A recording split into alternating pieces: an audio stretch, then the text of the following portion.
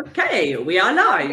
Hello, welcome to Thrive After Teaching. I'm Zoe Jane and I love to interview teachers with businesses and anybody that can give teachers opportunities with their online business as well, or perhaps they have opportunities for teachers to go and work with them or whatever. So today we have Jenna Farmer. Welcome to Thrive After Teaching. This is so Hi, exciting. Zoe. Thank you for having me.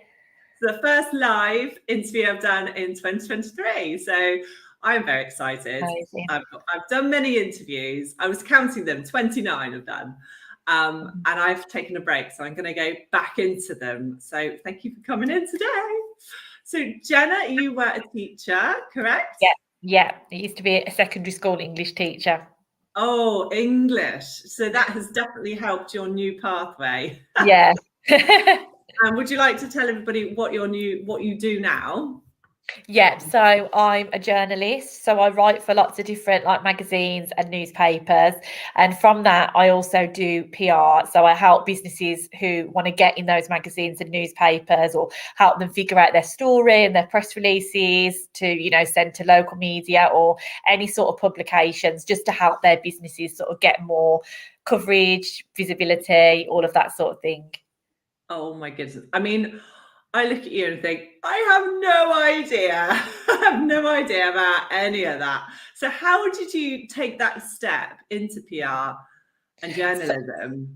So when I actually taught abroad for some time. So I taught abroad in China, taught English there, and in my second year of teaching abroad, I was diagnosed with Crohn's disease, and I decided to start a blog. This was in 2012. I started a blog. To talk about, living with an illness, especially abroad as well. I didn't know anybody. It's rare in England, but it's even rarer in China. So I didn't know anyone with it or anything. So I started a blog, which still is around today. It's got a different name, but I started a blog to just sort of talk about traveling and also trying different things to help and that sort of thing. And when I moved back to England, I found teaching very different. I remember when I first started in China, I was like, you don't have to bow to me. Please stop bowing to me. No one tried to bow to me in England. They just tried to throw things at my head. So it was definitely a big adjustment.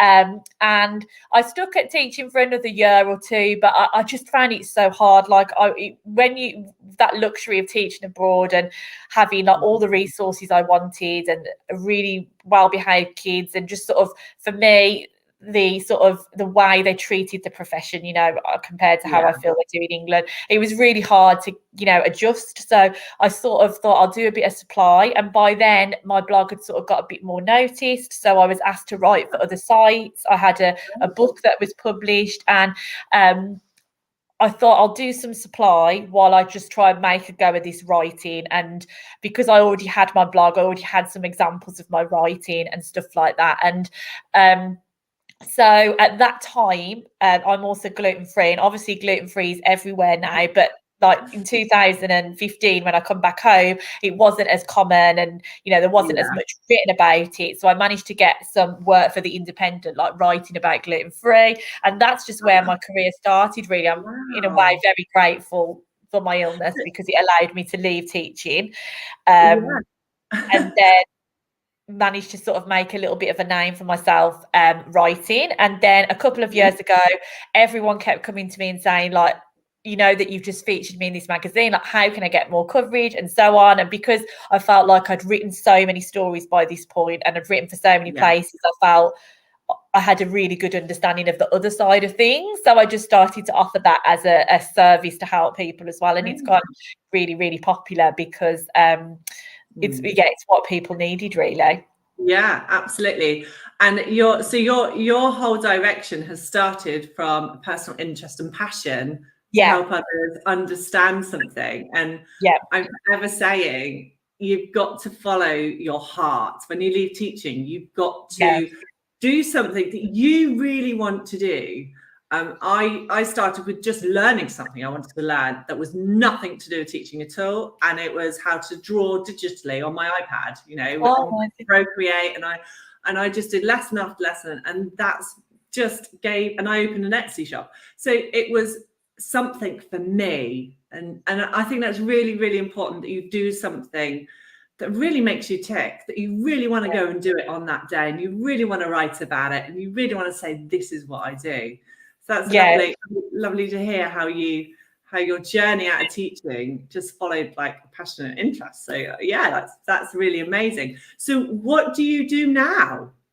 So I split my time. So I still write for some publications because that was like you say, that was my first passion, the writing. So I still write for Happiful magazine, and I write for a few other sites. So I spend some of my days actually writing articles still, sometimes about my health, sometimes about being a mom because I've got a little boy, and all sorts of topics really. And then the rest of my working week is working with businesses. So I work with them one-on-one, emailing journalists on their behalf, arranging them as like podcast guests, arranging them, to be interviewed in the media, lots of emails, lots of persistence, because you definitely have to be persistent, and just getting them really great coverage really. So I sort of split my time between the two. Excellent. And so you have a workshop coming up, don't you?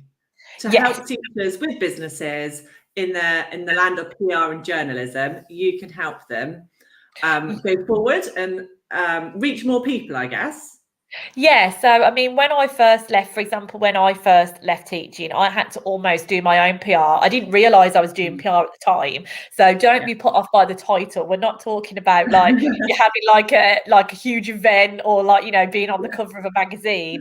But I didn't realise I was doing my own PR. But when I actually left teaching, I was more focused on nutrition writing. I'd actually got a nutrition qualification. So I started by actually like writing for like a local magazine about nutrition, and then somebody needed a few quotes about nutrition, so I offered some quotes, and and then a supplement company asked, could I write for them, and I didn't realize at the time but I was doing my own PR. I thought like, I'm just, so it's quite funny. And then I had an email one day from the Daily Mail saying like, could we feature you as our blog of the week? Who knew the Daily Mail did that? Yeah, and again, I had no idea I was doing PR. I was like, okay, so and then a few years later, I realised actually I should talk about this more because I did my own PR, because now people know who I am, and that's how I got known as that writer, because I started to talk about these topics. So don't feel as if PR has to be, like really flashy or really, just about getting yourself out there, visibility. But also in your niche, in your area. So, when I first started, I just wanted to do nutrition. So I wanted to write for nutrition magazines, but I also tried to find local connections, because obviously if you're a local business, you want to be known as the person locally. And then I realised, okay, I've actually done some PR. So on the end of the month, I'm doing 3 free days of training, just to teach you about what PR is, why it might be relevant, whether you've got like a really small business or a big business, and how to actually reach out to a journalist, how to have a conversation with a journalist, and how to hopefully get some coverage for your business, whether it's really small or really big. So that starts on the 30th of January for 3 days. In a Facebook group, and it'll just be a chance for people to just learn a bit more about PR and why, how it could help them. Oh, fantastic. And you have some slides, don't you? Would you like to show your slides? So I'm going to briefly introduce you, because I'm not sure at what stage of people's businesses they are in and things like that. So I just want to give you a little overview, really. It'll probably only be about 10 minutes or so. Is it working? Yeah, it's all up there. Well, I'm just going to give you a few things that you could take away that hopefully won't feel like too overwhelming in terms of, getting yourself in the media. So when we talk about press coverage, we just mean like, magazines and newspapers, and how, that can be really beneficial for your business. So I've already told you who I am, but this is me again. I could probably do with updating that photo, but that's me. As I said, I write for lots of places and I help people with their PR, and that's, you can see my Instagram.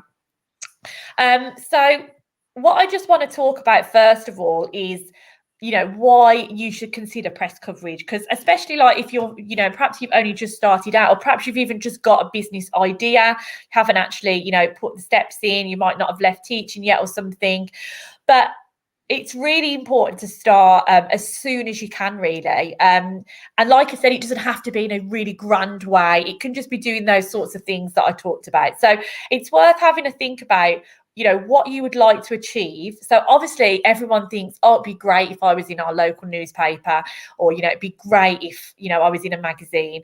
And it is great, but we have to think why we're doing it. So for some people, you might want to become known as the expert. So if you're starting out, like, you've got a service-based business, perhaps you're doing personal training or nutrition, or even being like a tutor or anything like that, you want to be known as like the person locally or the person online.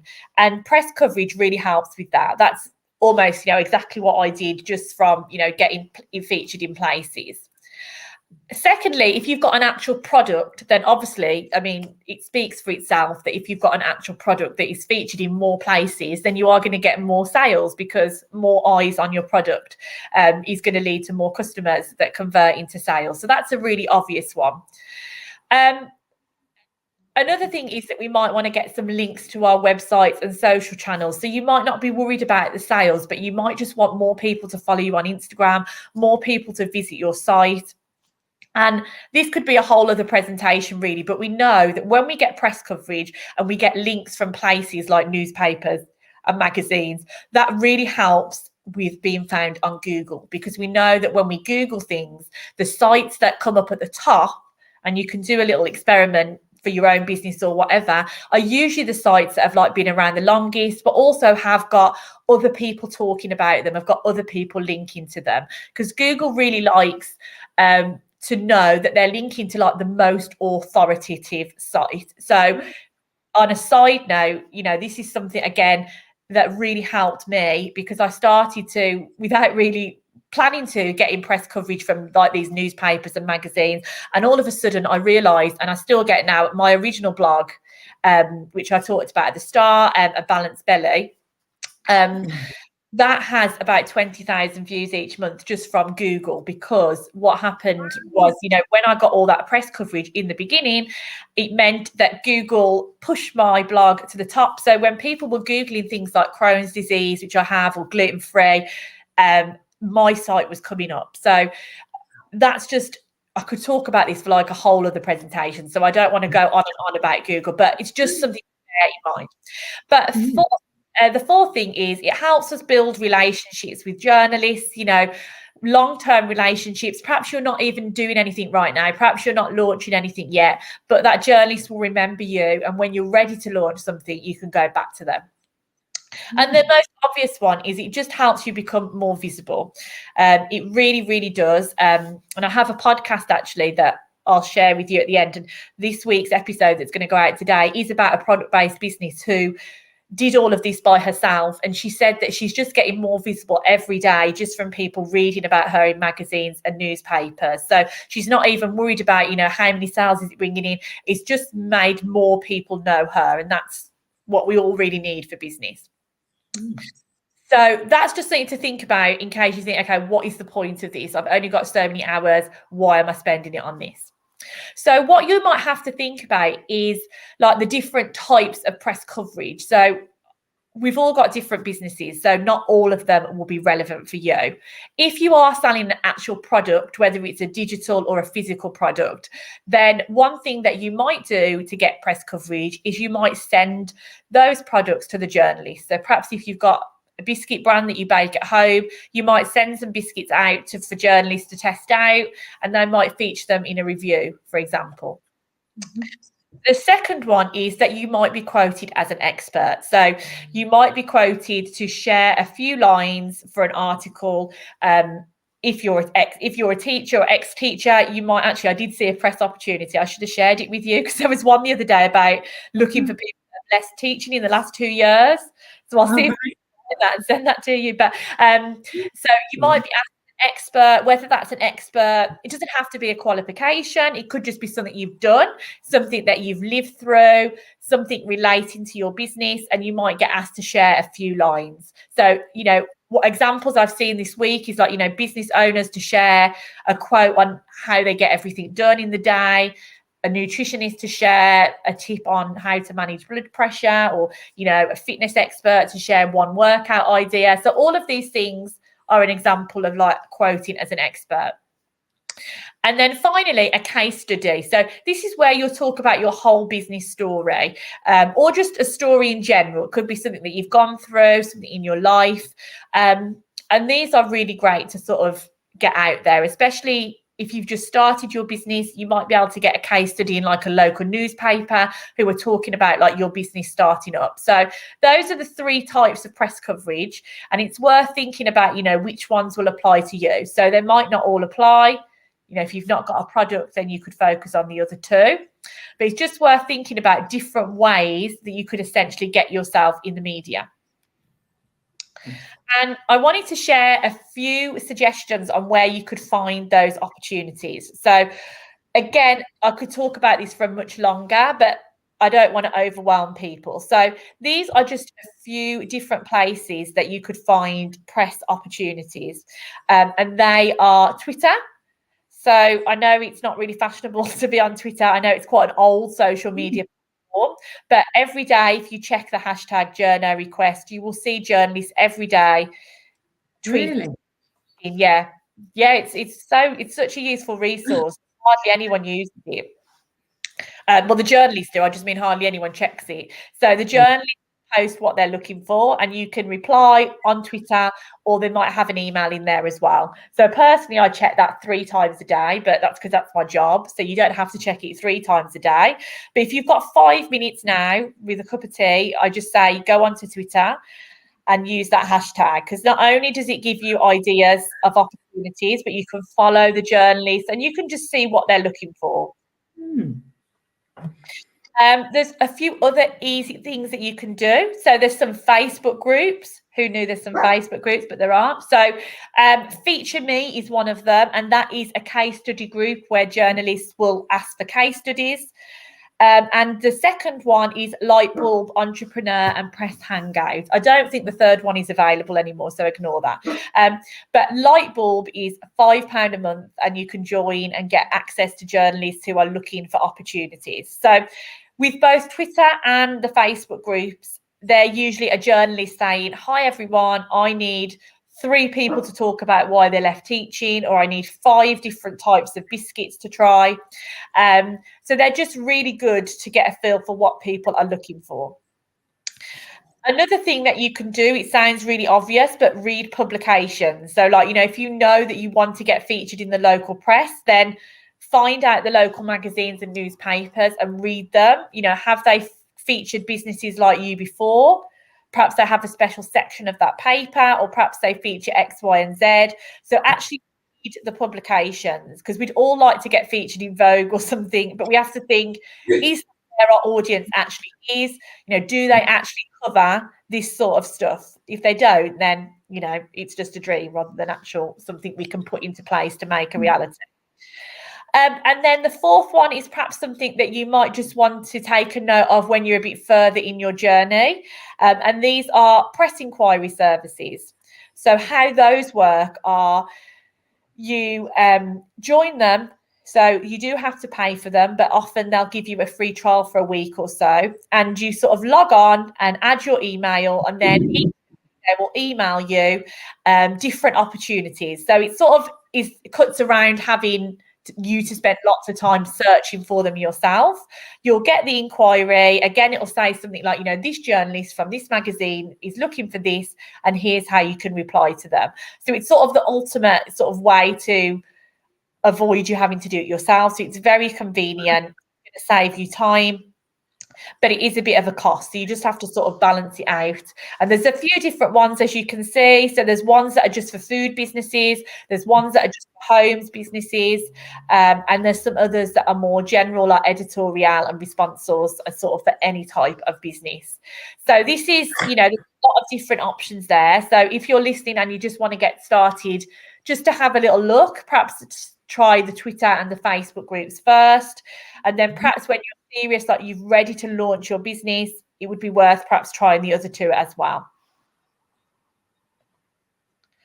So what I always say to people is, you know, when you've thought about these opportunities, it's worth doing a little bit of time in your business to think about if you're ready to start emailing journalists this week. So as I said, at the end of the month, I'm going to do some free training. And if you're thinking of joining that, it could be worth asking yourselves these sort of questions first to figure out, like, are you ready to actually start emailing journalists your business? So these sorts of questions that I get people to ask. The first one, I always get people to think about, you know, why is your story relevant and timely? So for example, you know, if you're launching a brand, but you know you're going to have an amazing like Christmas collection, then perhaps wait till you get closer to Christmas.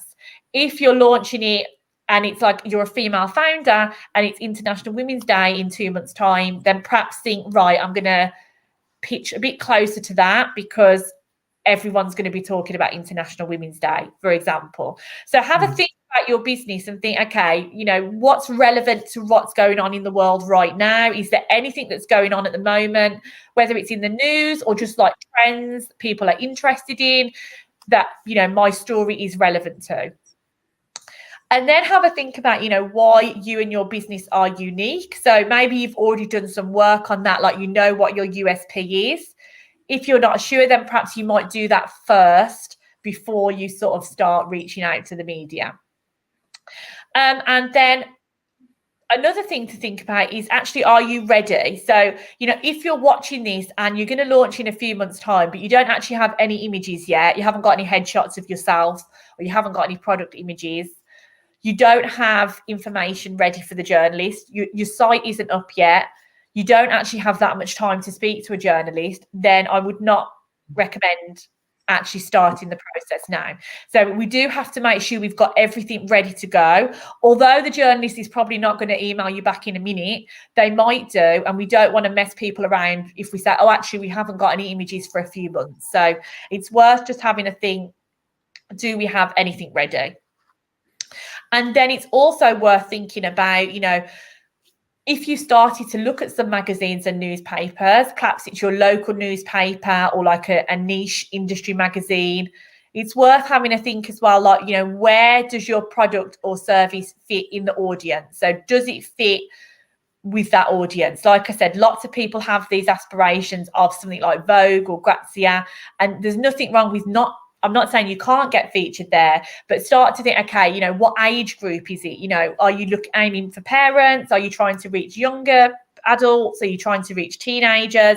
Because we've got to try and match that with the publication, because it's unlikely, you know, the journalists will be interested, but it's also sort of pointless for you if, you know, you get this amazing coverage, but no parents read it, and actually you need to reach out to parents. So we need to sort of do that work ahead of time. So I'm just going to see if there's one more thing, because I think there's a bit, yeah, okay. So, and the final slide that I just wanted to talk to you about is working with influencers and bloggers.